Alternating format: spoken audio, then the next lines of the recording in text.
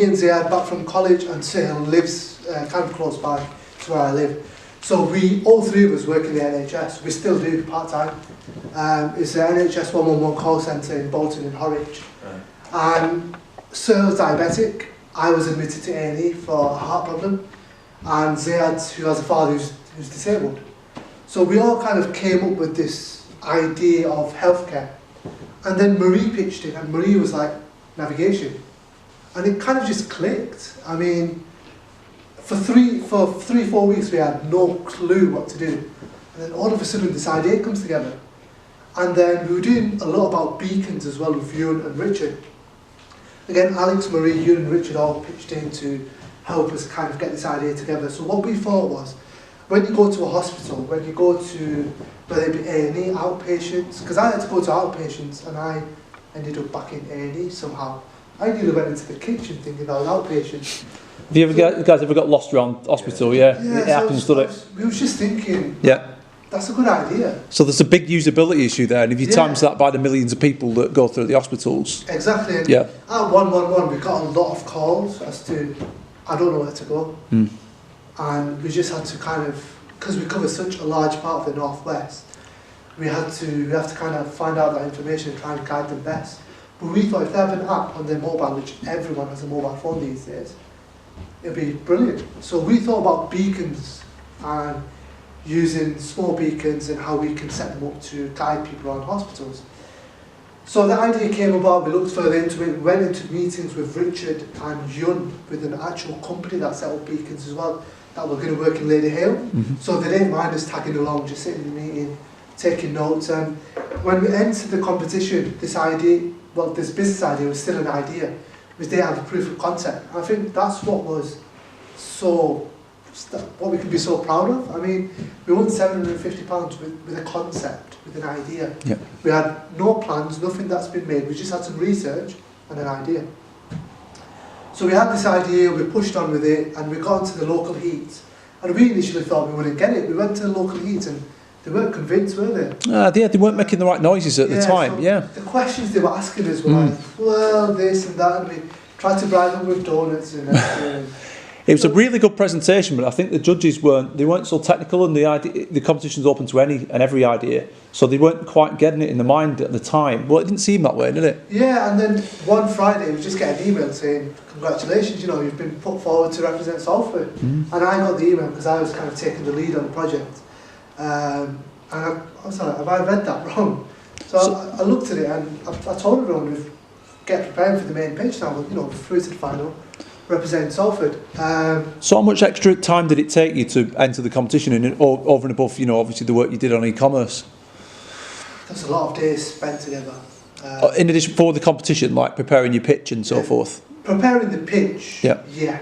The work you were kind of doing in the e-commerce module. Yeah. But if you wanted it that much, you'd go out of hours and work on it a bit more. I mean, you don't have to do that, you can do it, which we kind of did. In final year, a lot of people don't go to lecture seminars because it's kind of independent. So what we did, we used that to our advantage. We then, if we managed our workload right, which we didn't, because we ended up doing everything last minute, but if you manage it right, you can then say, this needs doing now, this needs doing now, this needs doing now. And because there was a team of 5 of us, we could spread it out easy. So some people would do different parts of the pitch, we collaborated together, and then me and Zahid, who were presented, did the script. And they all came together nicely, but it's just about working together. Meet up at uni, meet up outside in a coffee shop or somewhere, and just get together. It's all about the team you've picked and the team you're working in, how well you work together. But like Alex says, if you don't enter, you're not. You know what I mean? Well, these guys have got to do a pitch as part of e-commerce anyway, so potentially just fill the form in for the enterprise stars and pitch up and do the same. Obviously improve it for the second time, but there is nothing to lose, is there really? Did they do the pitch for BIDT at Media City? Yeah, they did. Yeah. Did any of you guys present at Media City? I did. You did? How did you find it? It was nerve-wracking. Nerve-wracking, isn't it? It was alright. Trust me, the next one you do will be much easier. Yeah. Because I was at that when we went to Media City, Alex didn't force any one of us to present. He was just like, just put your hand up before you do it. Yeah. I was like, yeah, Alex, I'll do it. Just took a risk, and I was really nervous. Do you feel better for it now, Cameron? Yeah. I forgot to turn the actual slide on. Like, It was on the PowerPoint. Yeah. Full. That's fine. You know, it's.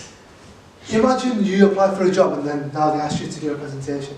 Yeah. You'd feel a bit more comfortable because I applied for a procurement scheme for Samsung in London, and they wanted me to go down to London and answer 3 questions, and that was my interview, a presentation. I didn't actually go down for it because Rock then called me up as well, and I had to make a decision about whether I want to go to Samsung. It was a procurement scheme, so it didn't really interest me. I just applied because it said IT somewhere in there. But to get through the first stage of a company like Samsung, again, is a big thing. Because you've obviously done something right with the CV and cover letter, if they want to come back. But the next presentation you do will be much easier. So if you get the chance to do a presentation within uni, do it again and again. Because then when you get to work or an interview stage, you'll be fine. It'll be much easier. But again, some people, it's different. Some people hate it. Sean hated presentations in our group. He just couldn't do it because it was just way too much out of his comfort zone. Some people might start panicking, you know, some people might have anxiety. It's not for everyone, but if you're confident and you feel comfortable enough to do it, go for it, because it will just make you better and better, really. Yeah. So yeah, anything else? The Pathways one is just brilliant. It was just a good experience. We just had a ton of laughs because we were just mates. We just thought, keep it sharp. We had nothing to lose. We gained a couple of £100 from it. We got personalised hoodies, ties. Still got my tie. we went all out. So we had personalised hoodies with our Pathways, and when we went into that first local pitch, we got them donuts and everything. And then Sonia forgot the donuts box inside, so we had to go and get it. Those little touches do help though, because the judges look at it and they go, these guys know what they're doing. They've got a brand, they look cohesive, you know, they turn up with the donuts, and obviously it's a slight bribe, isn't it? But it shows that you've kind of gone a bit outside the box and you're serious about it. First impression. Yeah. You can't change your first impression. I mean, if I came here to you guys with half a presentation, maybe not presented very well, you guys think, well, did this guy just do this last minute? Where I've tried to do a decent enough presentation for you as well, 50 slides in there, with a Kahoot quiz, and you know, I'm prepared for it. So first impressions count. Yep. Yeah. Anything else, guys? Anything at all? Any job queries? Anything? I think that deserves a round of applause.